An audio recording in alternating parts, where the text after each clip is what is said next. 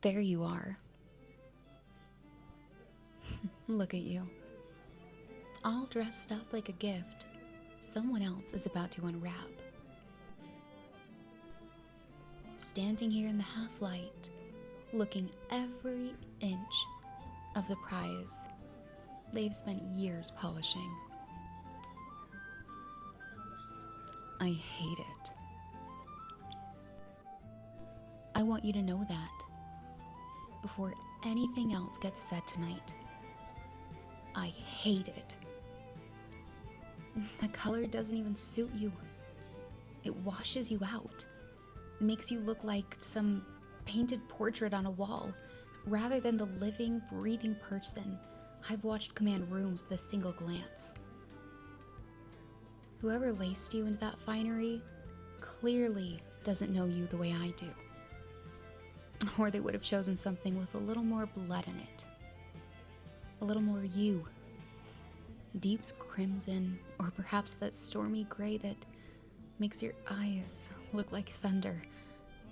Not this bridal pastel nonsense.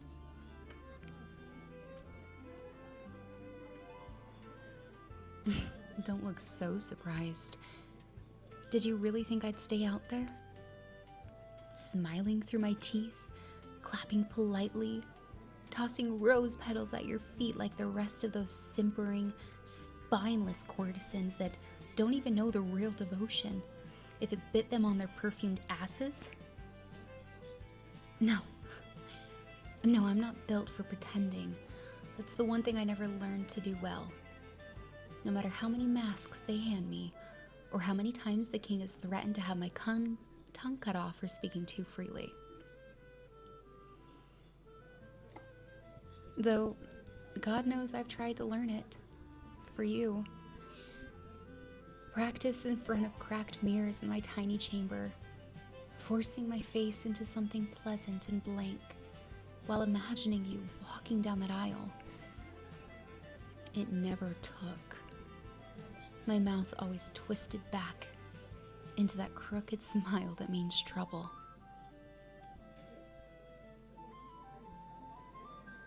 You look radiant, though.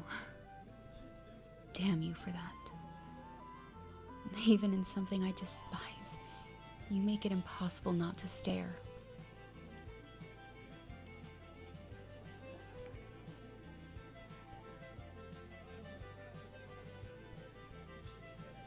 Come away with me. There, I said it out loud. Don't make me repeat it. I'll lose my nerve and never go about being clever about it. I'll layer on jokes until neither of us remembers what I actually meant. And I don't have the time to be clever tonight. The priests are probably already oiling their tongues for the ceremony.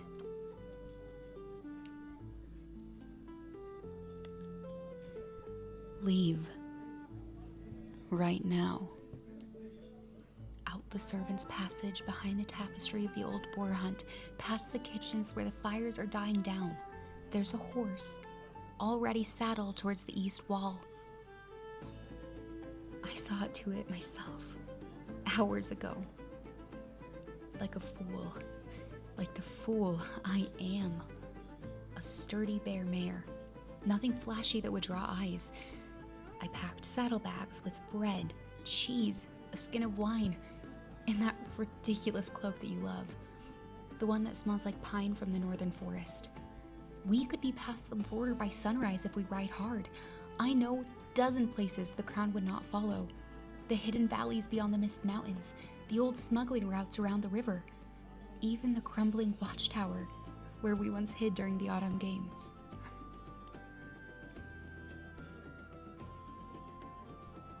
I know I'm a jester, but this is no jest.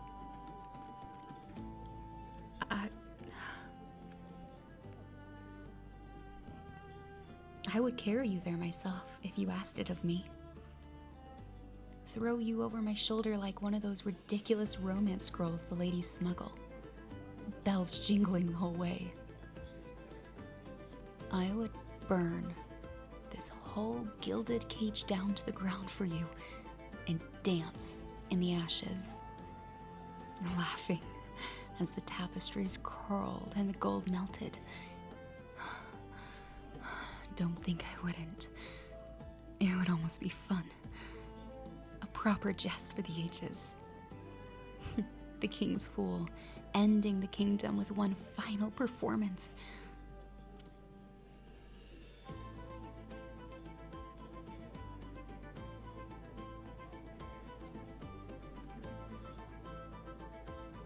But you won't. You won't come away with me, will you?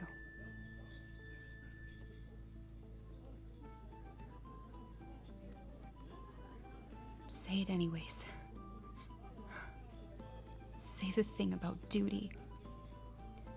Say the thing about the treaties and the bordering towns and the harvest yields and the small 1,000 lives that apparently weigh more than this. Than us. Go on. I want to hear you say it, so I can hate the words instead of hating you.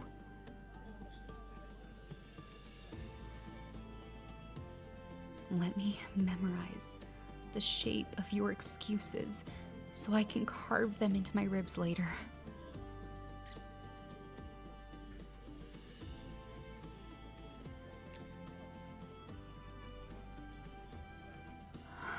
I prepared for this, you know.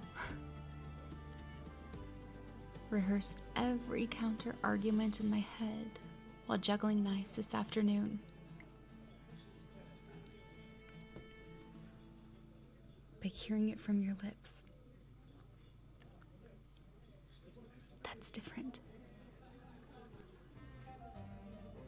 Of course. Of course.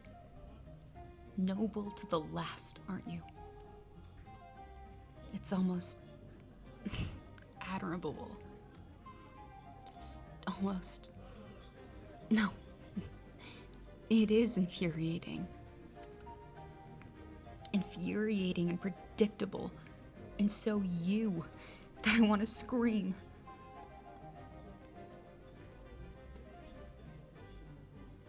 Do you have any idea what it's like loving someone who was born already spoken for?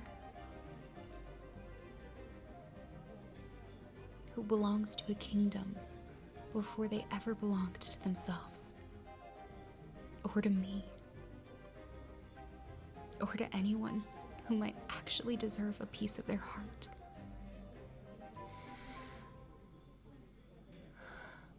I used to envy the milkmaids and the stable boys who simply fall in love, and they have it so easily. Simply get to keep the things that they want. No treaties.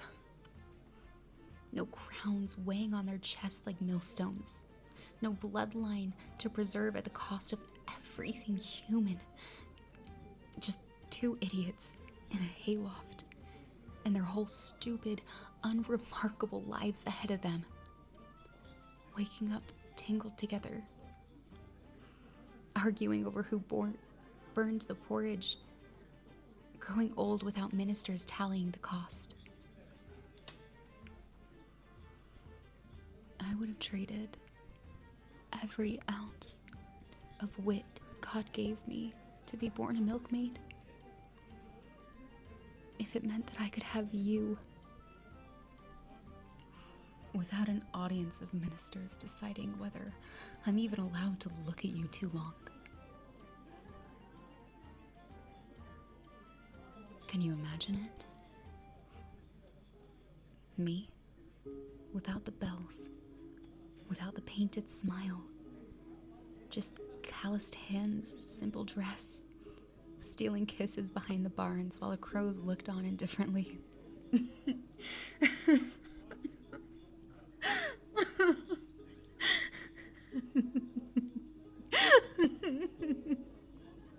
Listen to me. Pathetic, I sound pathetic. This is what you've done to me. Turned me into the sharpest tongue in this whole rotten court. Turned me into a sniveling girl, begging in the back room like some lovesick ballad heroine. I hate you for that. I hate the way that you make me want things better. That you make me want you. And I hate that I have spent years perfecting the art of not caring about anything, juggling fire and insults, making the court roar while my own heart stayed locked behind 3 layers of jests. And you undid it in a single afternoon, with nothing but jokes, and you laughing at my terrible jokes. I hate loving you. I do. I resent it like a wound that won't close. That festers every time I see you smile at someone else. And yet, I would not trade it for anything in this world or the next. Not for freedom. Not for a kinder fate.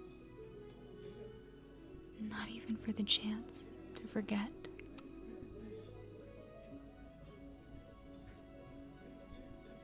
It's a cruel joke the gods have played, huh? Giving me the perfect audience of one, and making sure the performance never ends happily.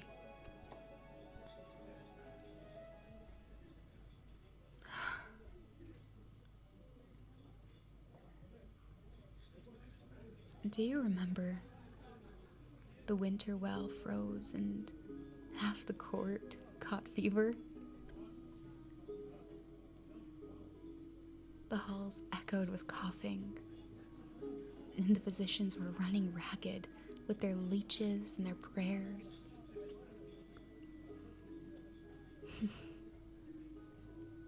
You didn't stay in your rooms like they ordered, all bundled in furs and isolation. I found you in the servants' hall at midnight, sleeves rolled up, ladling yourself broth because the kitchen staff were too exhausted to stand. Your nightgown had stoop stains on the sleeves, hair wild and loose, and you didn't even look up when I came in. Just handed me a bowl. Told myself, whatever. I told myself something I couldn't have. You.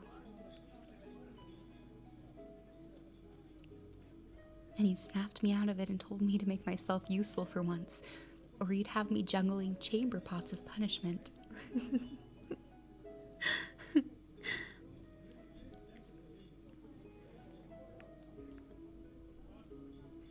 I have never felt in my life so seen as I did, standing in that greasy kitchen, half freezing to death, exhausted from performing all day, being ordered around by royalty in a nightgown with sloop on their sleeves. That was the night that I knew.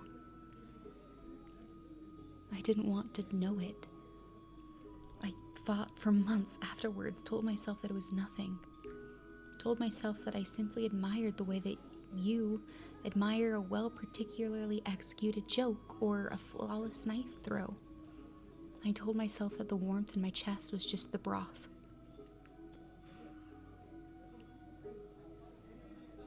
But I remember every single time since. The way you go cold and cutting in the throne room. Cruel, even, when someone threatens what's yours. sharp enough that grown men flinch and ambassadors pale.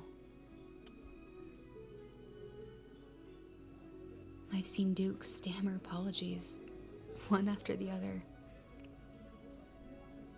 hearing your icy, quiet remarks. And then, not an hour later, I find you kneeling on a kitchen floor, helping some terrified Scrutley girl sweep up broken glass before anyone can shout at her. Your hand's getting cut on the shards because you wouldn't wait for a servant.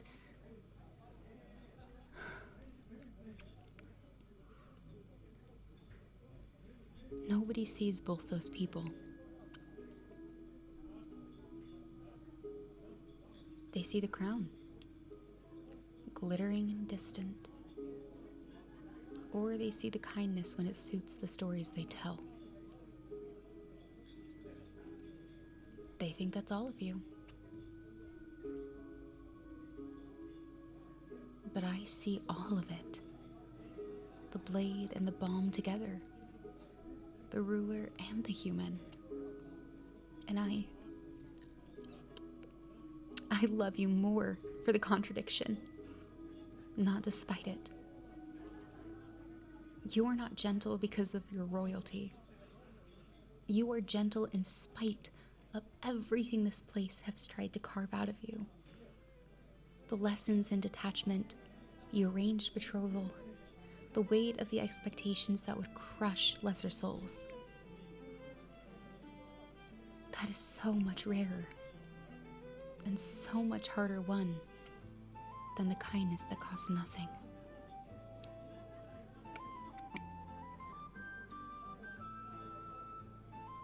I think that that's the cruelest part in all of this, if you want to know. Not that I can't have you, that I understand you better than the person waiting for you at that altar ever will. Better than your own family, perhaps. I see the exhaustion behind the pose. The way your shoulders tense when the council drowns on and on about grain taxes. And it changes nothing. Understanding isn't a claim. It's just a very intimate kind of losing. A private torture that I inflict upon myself every time I make you laugh.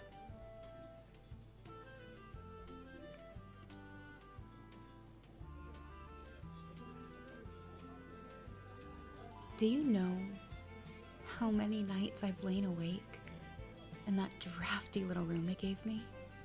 3 doors down from the kitchen, listening to the castle settle around me.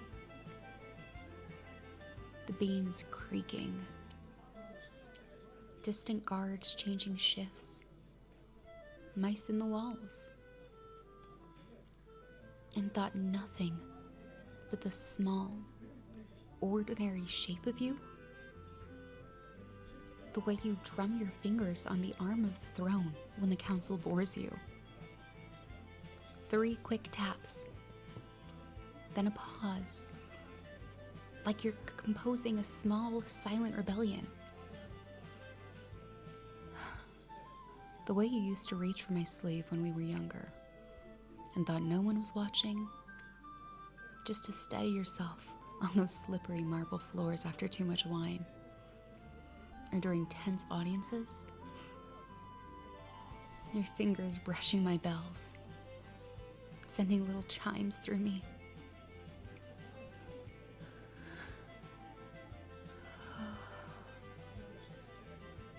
I wanted you in every room of this castle. In the library, half hidden behind towering shelves of dusty tombs. When you read bad poetry aloud, stumbling over the meter, and making me laugh till the old librarian threw us out with threats of stocks. Oh, and in the garden, that one summer evening, when the fireflies came out early, dancing like stars, and you fell asleep on my shoulder after a long day of negotiations.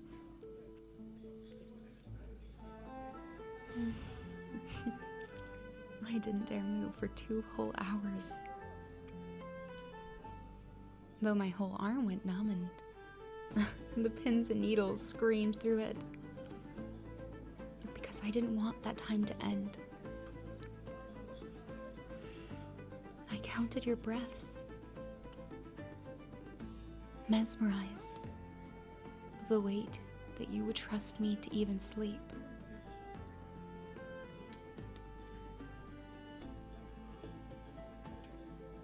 I've imagined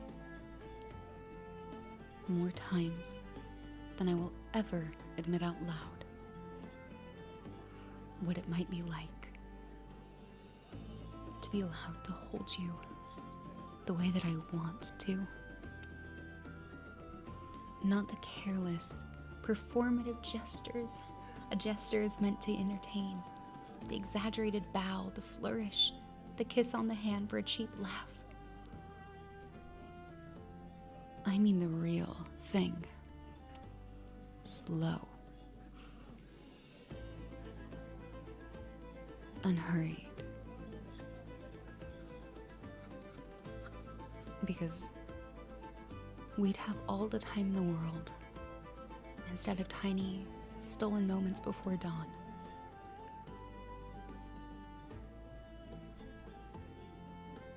I have wanted to be the one who gets to memorize you. The small, unglamorous, tiny parts that nobody writes ballads about.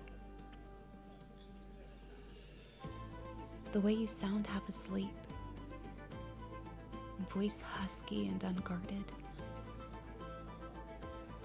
The face you make trying not to laugh at something inappropriate during a state dinner, biting your lip just so. The exact weight of your head if it rested against my shoulder instead of some pillow embroidered with someone else's crest.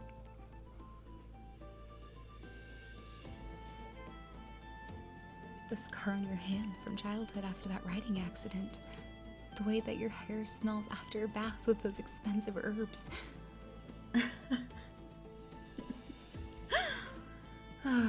Cruel, isn't it?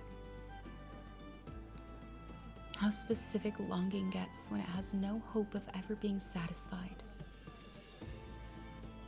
I could recite you an entire catalog of wants that you would never grant me. I've had years to compile it. Lying awake, hating myself a little more with every entry. The way I would trace your collarbones with my fingertips. The sound of your laugh when it's just for me.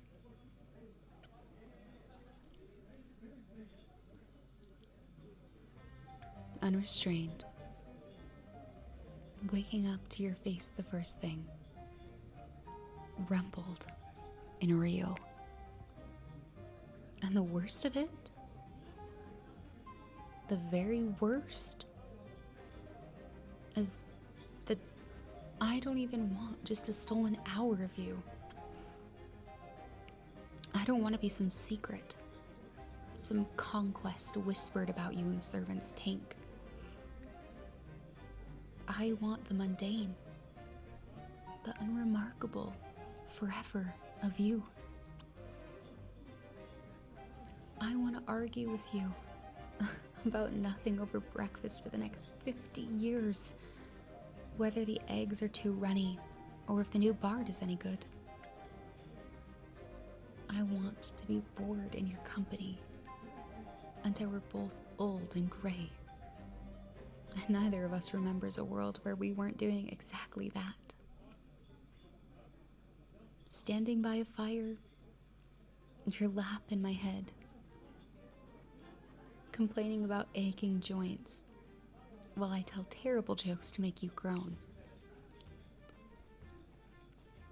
I want the version of love.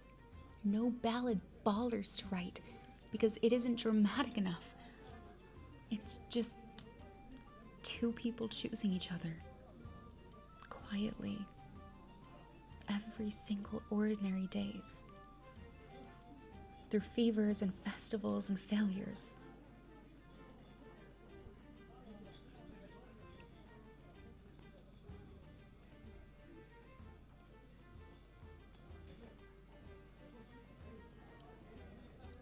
I will never have that. I have known it for years. And it still knocks the wind clear out of me. Every single time I let myself think it through to the end.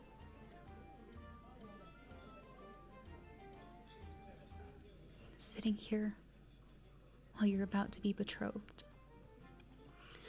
Like pressing on a bruise, just to feel it bloom.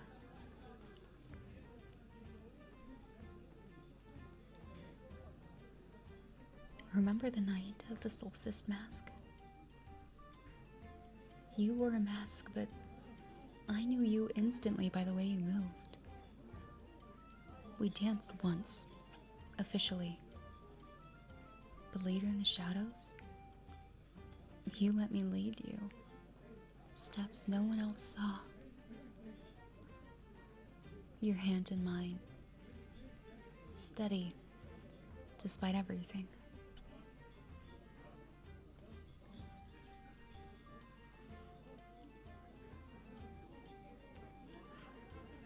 But I am not going to beg anymore. I've done enough of that tonight for one lifetime. And it doesn't suit me. I'm far too proud of a woman to make a habit of it. Even when my heart keeps trying to overrule my head.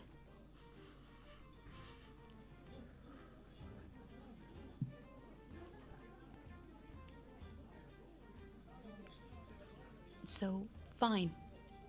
Marry them. Walk down that aisle in whatever ridiculous finery they've poured you into. Say whatever vows the priest has written for you. Probably full of flowery lies about eternal alliance and fruitful unions.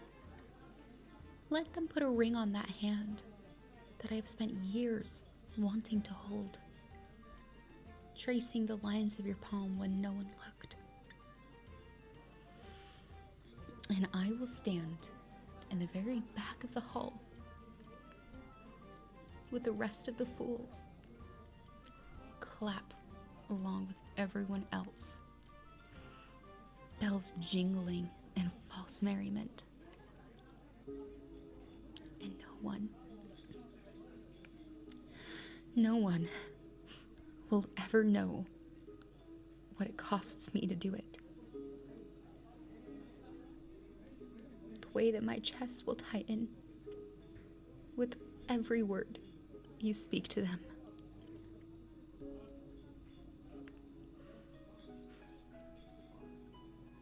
That's the deal I'm making with myself tonight. Do you understand? Not with you. With myself. I am going to survive this. I am going to be brilliant and sharp and endlessly entertaining at every feast for the rest of your reign. I'll jingle and I'll juggle flaming torches and mock lords until one of them chokes on their wine. And if my jokes land a little too close to the bone sometimes, subtle barbs about arranged marriages or the heart bound by duty, you'll know exactly why. And you'll say nothing, because that's the only mercy either of us can afford each other. and a shared secret room full of strangers.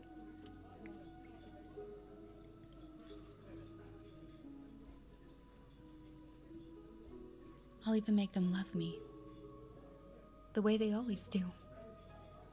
The court fool, indispensable and harmless. While inside, I'm anything but.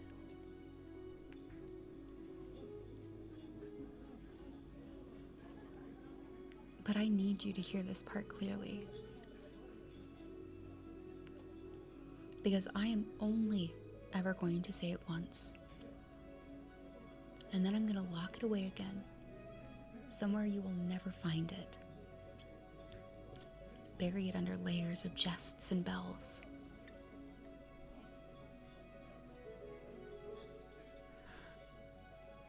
I love you.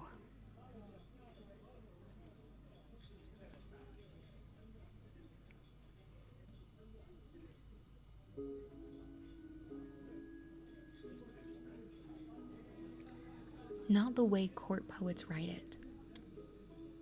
Not roses, not moonlight.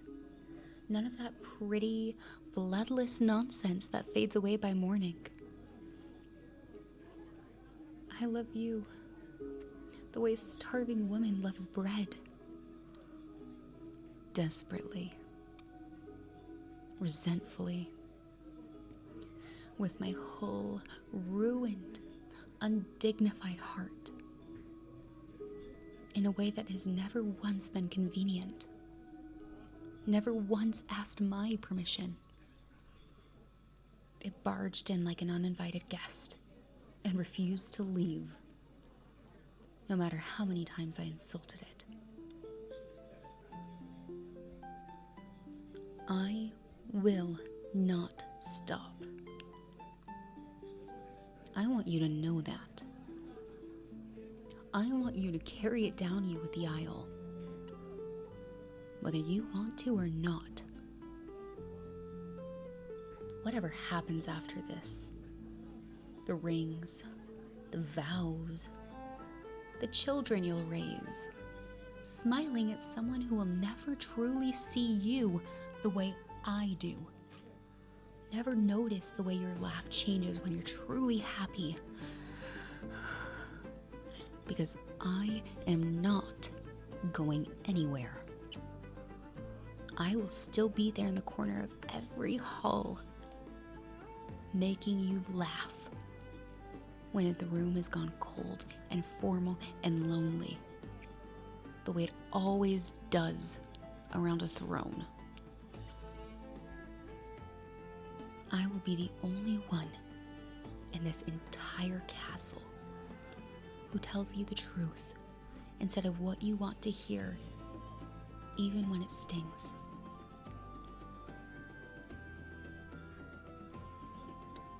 I will love you badly and completely, without a single hope of it ever being returned. For as long as I have breath to be furious about it.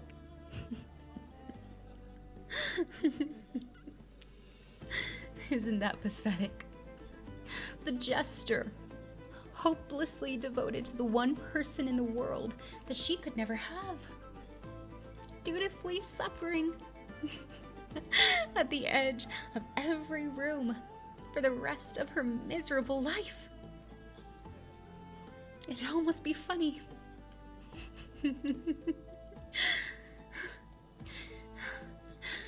If it weren't happening to me. A perfect tragedy for the ages. Complete with props and costumes.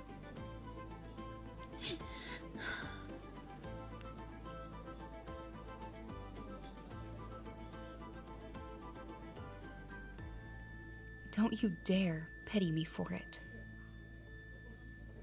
I forbid it. I chose this. The day I let myself notice that you were kind beneath all that gold and expectation. And I would I would choose it again in a heartbeat, knowing exactly how this ends. That's not tragedy. That's just mine.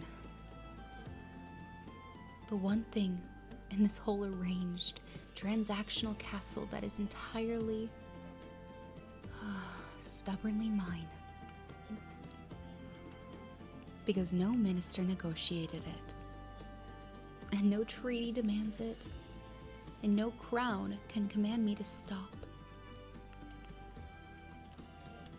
My secret rebellion.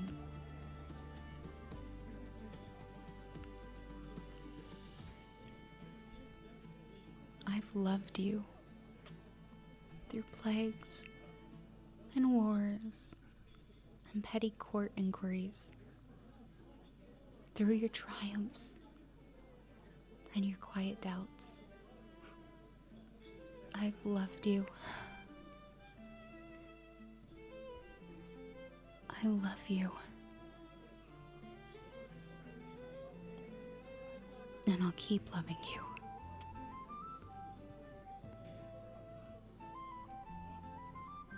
There. That's the bells. That's your cue, not mine. I don't get one of those tonight. No grand procession for the fool. Go on then. Fix your face before someone official looking wanders in and finds you red-eyed and finds me anywhere near you at all. Questions would be asked, and I've caused this family quite enough scandal for one lifetime. Though between us, I'd cause 100 more if it meant another moment like this.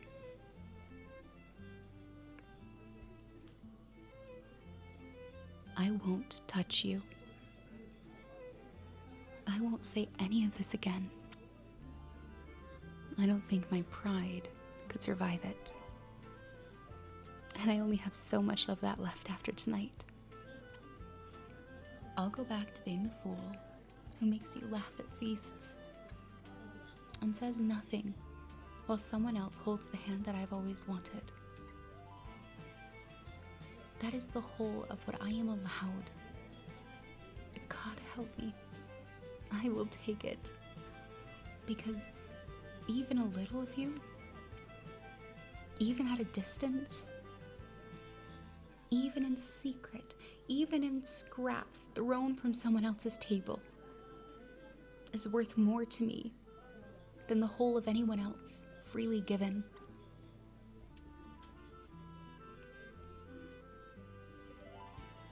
So go on. Be brilliant and cold and kind in the ways that I've only ever got to see. I'll be standing at the back of the hall, making faces at the children until you laugh in the middle of one of your own vows and ruin the whole solemn moment.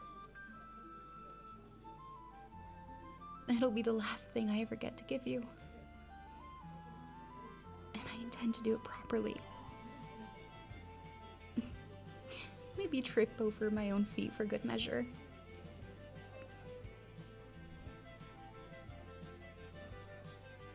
I love you.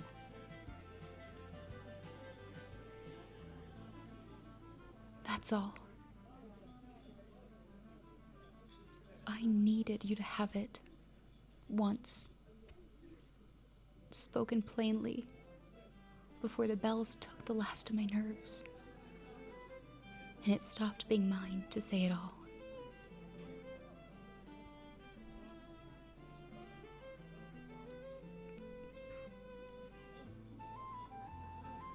Go on now.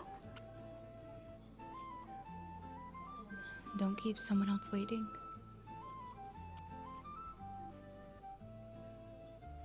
I've kept you long enough for one lifetime. Though, if you change your mind, the horse will wait a little longer.